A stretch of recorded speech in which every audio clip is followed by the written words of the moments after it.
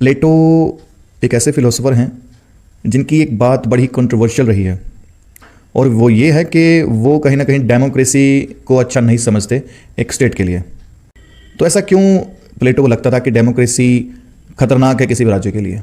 प्लेटो जो शासक और इसके नीचे प्रजा, कुछ इस तरह के एक सिस्टम को वो प्रमोट करते थे, जो उन्होंने अपनी बुक द रिपब्लिक में बताया भी है कि दार्शनिक का शासक होना बड़ा ज़रूरी है। उसके बाद फिर उनकी जो आर्मी है और देन कॉमन पीपल जो अनाज उगाते हैं या और काम करते हैं। कहीं ना कहीं ये जो डेमोक्रेसी है, लोकतंत्र भीड़ तंत्र का नाम ले लेती है। यदि कोई भी नेता मीठी मीठी बातें करता है, झूठे वादे करता है, अच्छे दिनों के सपने दिखाता है, तो मोस्ट प्रोबेबली जनता उसे चुन लेती है। जिन्हें एजुकेशन नहीं मिली उन्हें मैनिपुलेट करना बड़ा आसान होता है, और यही भीड़ तंत्र का नाम है।